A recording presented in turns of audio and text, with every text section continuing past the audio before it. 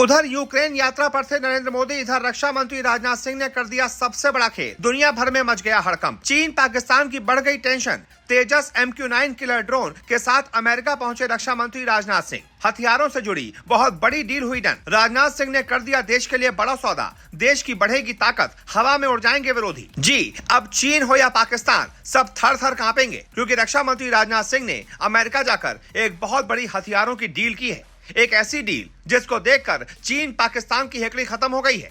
उसके पैर कांपने लग गए हैं। उसको समझ नहीं आ रहा कि करें तो करें क्या। दरअसल भारत के रक्षा मंत्री राजनाथ सिंह अमेरिका में हैं। 2023 में पीएम मोदी की यात्रा के बाद वो अमेरिका जाने वाले सर्वोच्च रैंकिंग वाले शख्स हैं। यह यात्रा अमेरिकी रक्षा मंत्री लॉयड ऑस्टिन के निमंत्रण पर हो रही है।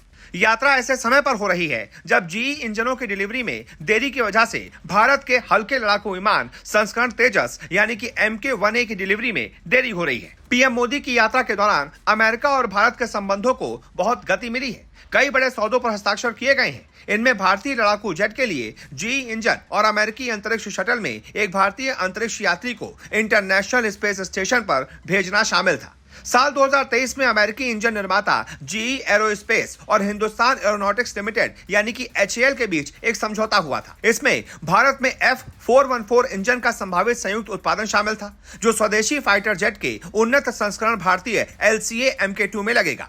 अभी 99 इंजन का ऑर्डर है। इनमें से पहला लड़ाकू जेट मार्च 2024 में भारतीय वायुसेना को दिया जाना था, लेकिन इंजन में देरी की वजह से अभी तक ऐसा नहीं हो पाया। जीई एरोस्पेस HAL के साथ मिलकर मुद्दे को हल कर रहा है।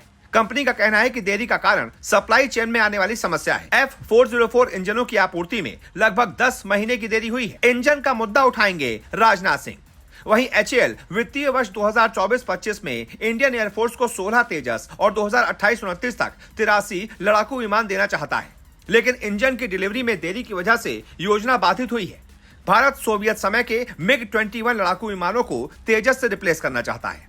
रक्षा मंत्री राजनाथ सिंह अपनी यात्रा के दौरान इस मुद्दे को भी उठाएंगे और अमेरिकी राष्ट्रीय सुरक्षा सलाहकार जैक सुलिवन के साथ बातचीत करेंगे। इस यात्रा से भारत और अमेरिका की रक्षा समेत अन्य क्षेत्रों में साझेदारी बढ़ने की उम्मीद है। LCA MK-1A की डिलीवरी अभी बाकी है, फिर भी 97 नए ऑर्डर मिल सकते हैं। जीई एरोस्पेस और HAL के बीच की डील भारत के स्वदेशी लड़ाकू जेट प्रोग्राम के लिए बहुत जरूरी है। क्या ड्रोन की भी होगी deal?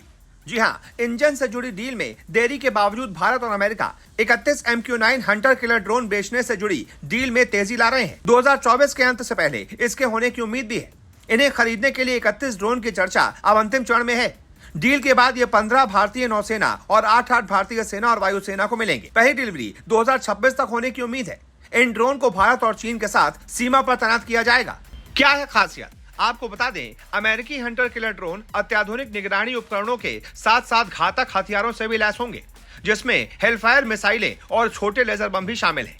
MQ-9B automatic take off क्षमता रखते हैं। ये 4000 फीट के छोटे रनवे से भी उड़ान भर सकते हैं। इसकी रेंज 1800 किलोमीटर की है। 36 घंटे तक ये लगातार हवा में रह सकते हैं।